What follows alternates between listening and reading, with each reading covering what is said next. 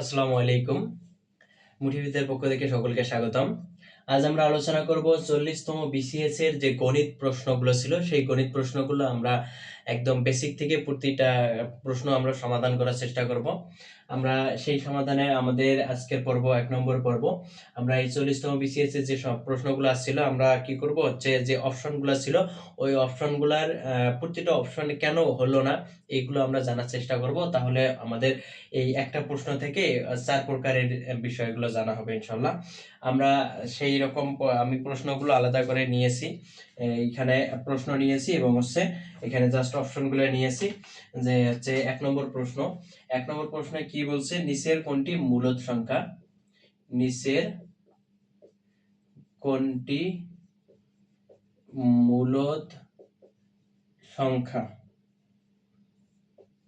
নিচের কোনটি মূলদ সংখ্যা? ক নম্বরে কি দিছে? ক নম্বরে দিছে হচ্ছে 0.4 পৌনঃপুনিক, খ নম্বরে দিছে হচ্ছে √9, গ নম্বরে দিছে 5.639, আর ঘ নম্বরে দিছে হচ্ছে √27 বাই হচ্ছে 48। এখন বলছে কি যে হচ্ছে এই এই এই সংখ্যাটার কোন সংখ্যাটা হচ্ছে মূলদ সংখ্যা। এখন আমরা তার আগে যে জানি যে মূলদ সংখ্যা কি। মূলদ সংখ্যা হচ্ছে সেই সংখ্যাগুলো যে সংখ্যাগুলোর হচ্ছে এই এই এই রকম টাইপের সংখ্যাগুলো হচ্ছে বর্গমূলটাকে হচ্ছে বর্গমূল নাই, যেমন √2, √3, √5, √7, √9। 9 কিন্তু না, 9 এর বর্গমূল আছে, 9 এর বর্গমূল 3, তার মানে √7, তার মানে রুট √8। 8 এরও হয় কিন্তু 8 এর যে ভাঙা যায় 4 2 8 2 √2 হয় ওখানে। এইগুলো হচ্ছে মূলদ সংখ্যা। এখন মূলদ সংখ্যাকে p/q আকারে সাজানো যায়। p/q আকারে অমূলদ সংখ্যা যদি মূলদ সংখ্যা হয় তাহলে p/q আকারে সাজানো যাবে, এরকম টাইপের। এখন আসি এই নিচের কোনটি মূলদ সংখ্যা। তাহলে এটা উত্তর আমরা প্রথমে মনে করি এটা উত্তর। এটা উত্তর কখন হবে? এখন বলছে মূলদ সংখ্যা।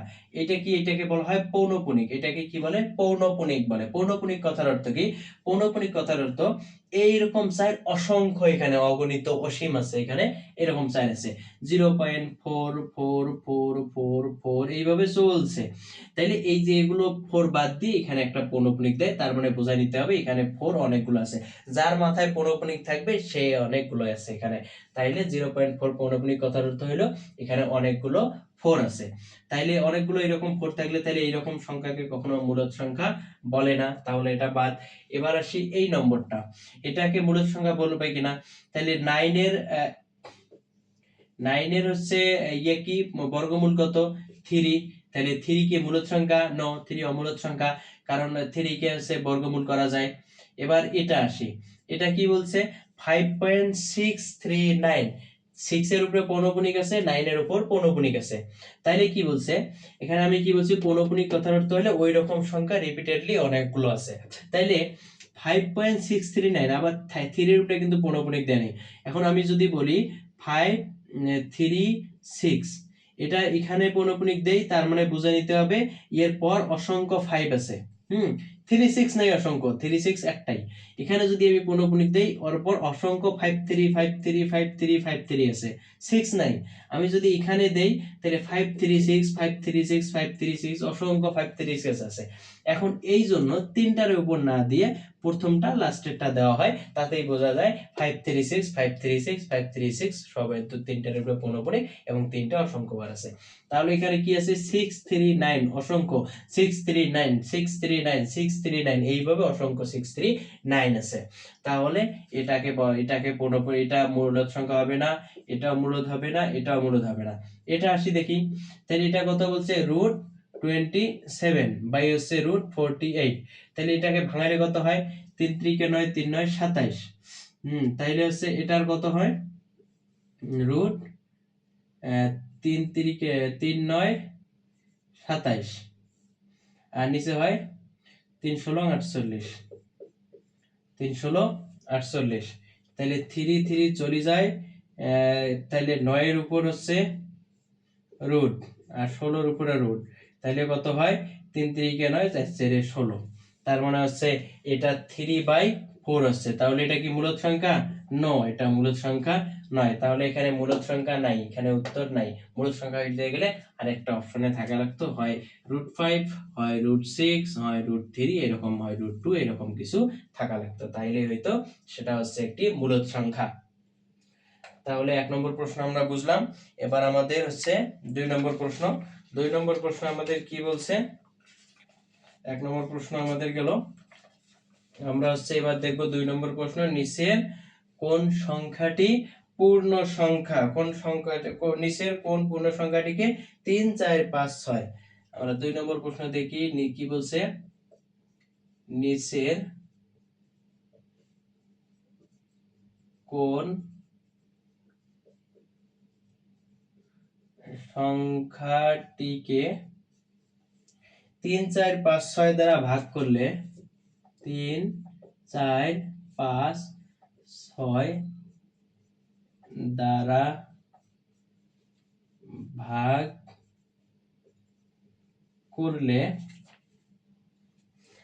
করলে যথাক্রমে 1, 2, 3, 4 অবশিষ্ট থাকে।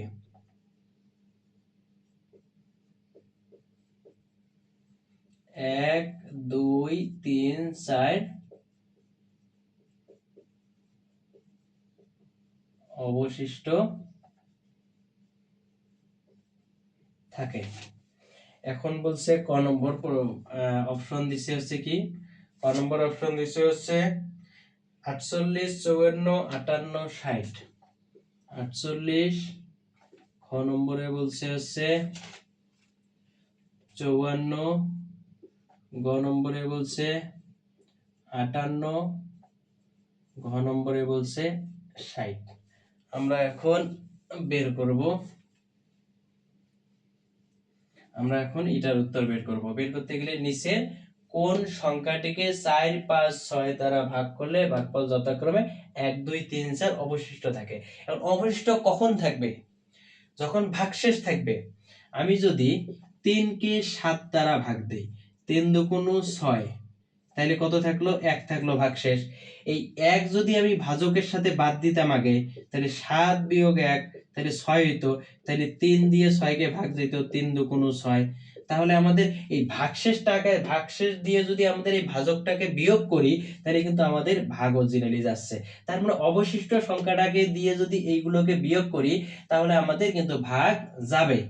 তাহলে ভাগ যাবে, তাহলে আমাদের 1 থেকে 3 বিয়োগ করলে কত? 3 থেকে 1 বিয়োগ করলে কত হয়? 2। 4 থেকে 2 বিয়োগ করলে 2।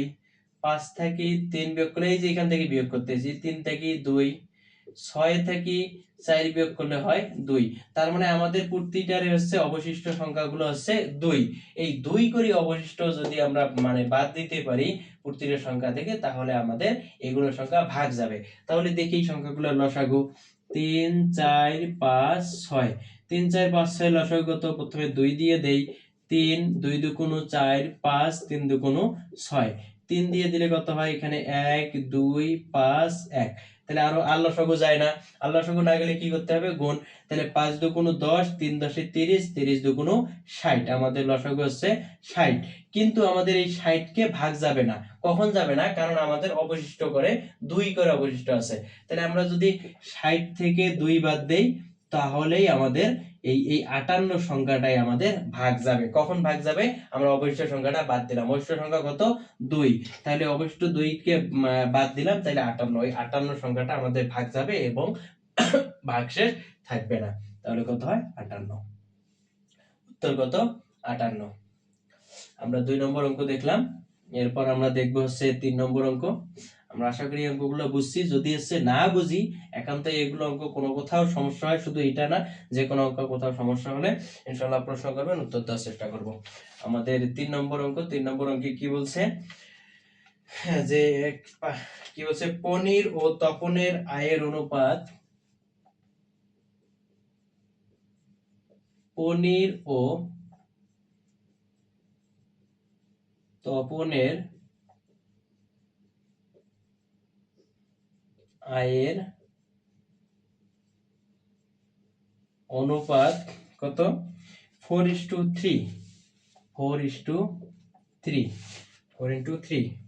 তপন ও রবিনের আয়ের অনুপাত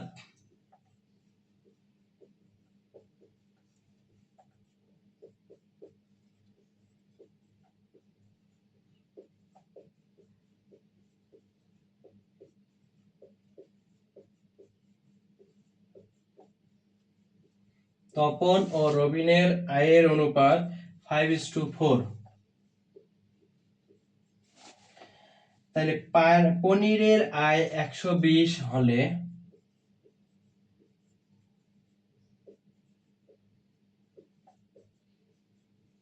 পনিরের আয় কত টাকা? 120 হলে পনিরের আয় 120 হলে রবিনের আয় কত? রবিনের আয় কত? আমাদের কি বলছে? ক নম্বর অপশনগুলো দিকে আমাদের কি বলছে? পনির অনুপাতের অঙ্ক, মূলত পনির এবং হচ্ছে তপনের আয়ের অনুপাত কত? 4:3। এবং তপন ও রবিনের আয়ের অনুপাত 5:4। এখন পনিরের আয় কত দিছে? 120 হলে রবিনের আয় কত? এখন ইয়েগুলো অপশনগুলো দেখি। অপশন হচ্ছে 36, খ নম্বর হচ্ছে 12, 72, 84। খ নম্বর হচ্ছে 12, গ হচ্ছে 72, ঘ হচ্ছে 84। এটা হচ্ছে ইয়ে দিছে অপশন। এখন আমরা দেখি এই যে এই ম্যাথগুলো করার সময় আমাদের তিনটা যখন এরকম থাকবে তখন দ প্রক্রিয়া আমাদের করতে হয় এরকম, যে হচ্ছে এই যে এরকম দ প্রক্রিয়া। কিভাবে আমরা দেখি তাহলে?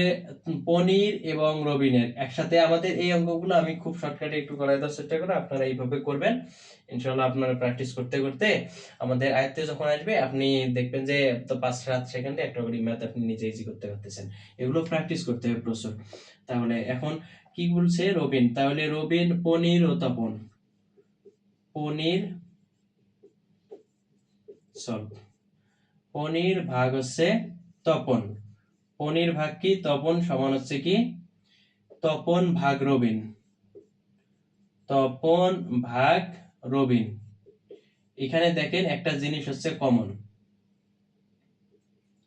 কি কমন? কমন হচ্ছে ইয়া কি রবিন। আচ্ছা ঠিক আছে। তো তপন হচ্ছে কমন। তপন যদি কমন হয় তাহলে কমন জিনিসটা একই করতে হবে। আমি কি বলছি? দ প্রক্রিয়া। এই যে এখান থেকে আসবে, এখানে যাবে, এখানে হবে। হ্যাঁ, তাহলে এটা সমান করতে হবে এরকম। তাহলে পনিরের মান কত? 4, তপন 3 সমান, আর আর তপন এবং রবিন কত? 5/4। এখন এটাকে আমরা যদি ইয়ে করি, সমান করতে চাই, তাহলে এখানে যদি আমাদের এই দুইটা আমাদের সমান করতে হবে, এই যে কমন দুইটা সমান করতে হবে। তাহলে এটা যদি সাথে 5 গুণ করি এটা হয় 3 5 15, এটা যদি 3 গুণ করি এটা হয় 15। তাহলে এটার সাথে 3 গুণ করলে 15 হয়, এটার সাথে 5 গুণ করলে হয় 15। তাহলে দেখেন এটাও সমান হলো, আমাদের এটাও 15 হলো, এটাও 15, তার মানে এই পাশে সমান আসছে। তাহলে এখানে তো আর হুদাই এখানে 3 আনা যাবে না, আমাদের তো 5 আনা যাবে না, আমাদের সিস্টেম করে আনতে হবে, অঙ্কর প্রক্রিয়ায় ম্যাথমেটিক্যাল প্রক্রিয়া আনতে হবে। তার মানে এখানে যদি আমি আরেকটা 5 গুণ দিই উপরে, 5 5 কাটা গেলে আমাদের আগের সংখ্যাটাই থাকে। এখানে যদি নিচে 3 গুণ দেই, 3 3 কাটা গেলে আগের সংখ্যাটাই থাকলো। তাহলে 4 5 উপরে হয় 20, নিচে হয় 3 5 15 ইকুয়াল টু 3 5 উপরে হয় 15, নিচে হয় 3 4 12। তাহলে আমাদের কত হইলো? আমাদের তপনের আয়ের অনুপাত কত? 15, আর হচ্ছে প্রথম পনিরের আয়ের অনুপাত 20 এবং রবিনের আয়ের অনুপাত 12। তাহলে আমরা কি লেখা যায়? পনির পনির হ্যাঁ, পনির অনুপাত তপন অনুপাত কে রবিন লেখা যায় না? যে হচ্ছে যেহেতু আমাদের 3 জনের আয়ের অনুপাত আমরা বের করলাম, 4টে মান থেকে 3টে মান বের করলাম। তাহলে পনিরের আয়ের অনুপাত কত? পনিরের আয়ের অনুপাত হচ্ছে এই যে 20 20 ইনটু ইসটু তপনের আয়ের অনুপাত 15 ইসটু হচ্ছে রবিনের আয়ের অনুপাত 12। তাহলে এখন আবার একটু বলছে পনিরের আয় 120 হলে রবিনের আয় কত? পনিরের আয়, এই যে পনিরের আয়ের অনুপাত কত? এটা কিন্তু আয় না, আয়ের অনুপাত। এই আয়ের অনুপাতটা কত? 20 20।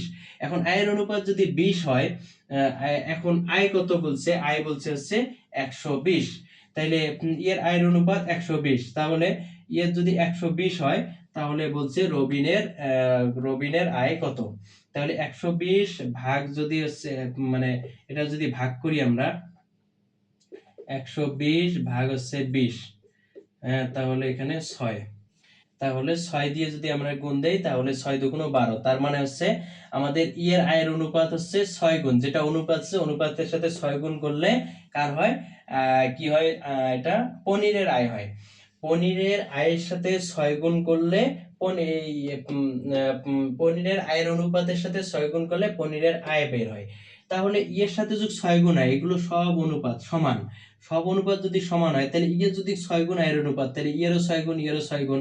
আমাদের বের করতে বলছে রবিন, তাহলে ইয়ের 120 6 গুণ, ইয়ের 6 15 90, ইয়ের 6 12 72, তাহলে আমাদের এইটা হলো মোট আয়। তাহলে পনিরের টাকা হচ্ছে 120 টাকা আয়, তপনের 90 টাকা আয়, রবিনের 72 টাকা আয়।